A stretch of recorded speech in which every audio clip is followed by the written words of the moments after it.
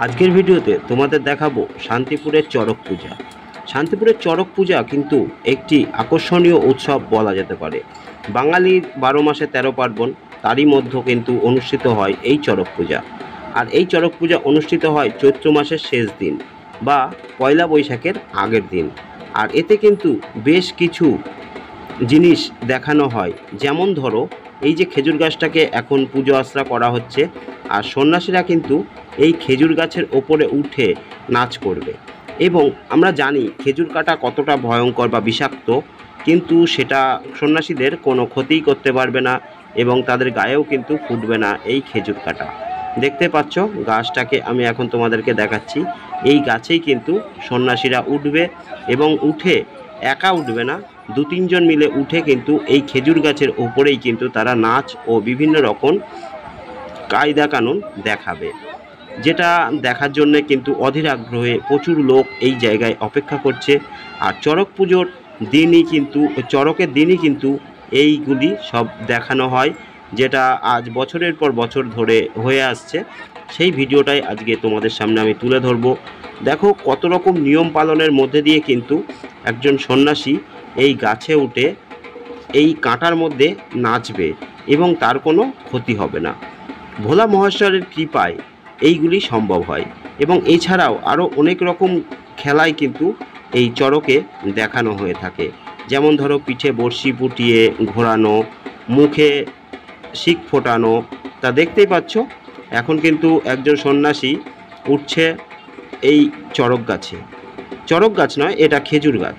এবং খেজুর গাছে উঠে সে কিন্তু ওই কাঁটার মধ্যেই নাচবে এবং বিভিন্ন রকম কার্যকলাপ করবে, যেটা কিন্তু সাধারণ মানুষের দ্বারা কোনো মতেই সম্ভব নয়।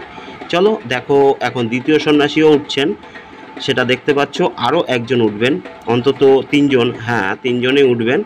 উঠে কিন্তু এই 3 জনই ওই গাছের মাথায় নানান রকম কার্যপ্রণালী করে দেখাবেন, যেটা ভোলেনাথের কৃপা ছাড়া সম্ভব হয় না।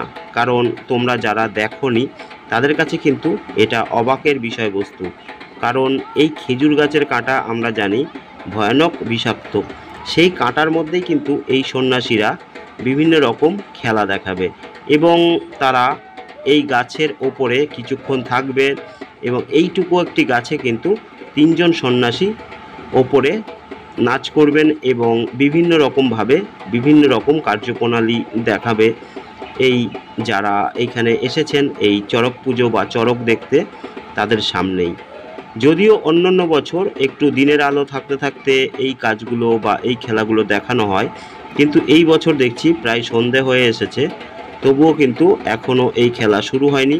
তো চলো তোমাদের সেটাই আজকে দেখাবো এই ভিডিওতে।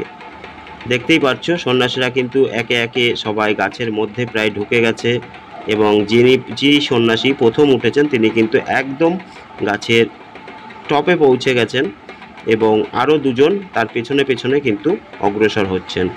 এবং ভালো মতো দেখা যাচ্ছে না, যদিও এখন আলো দিনের আলো প্রায় ফুরিয়ে এসেছে, তাই কতটা পরিষ্কার, খুব একটা পরিষ্কার কিন্তু জিনিসগুলো দেখা যাচ্ছে না। তা যতটুকু দেখা যায় ততটুকুতেই তোমরা বুঝতে পারবে যে এ এক অকল্পনীয় বিষয়, কারণ এই রকম একজন সাধারণ মানুষের পক্ষে কিন্তু সম্ভব নয়।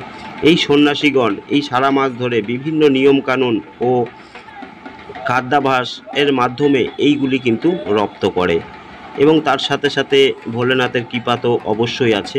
তো দেখতেই পাচ্ছ এখন কিন্তু সবাই প্রায় গাছে উঠে পড়েছেন, আর প্রথম জন এবং দ্বিতীয় জন কিন্তু গাছের মধ্যেই রয়েছে এবং তৃতীয় জনকে আমরা কিন্তু দেখতে পাচ্ছি, তাকেও আর দেখতে পাবে না, কারণ সবাই কিন্তু ওই গাছের ওই কাঁটার মধ্যেই ঢুকে যাবে।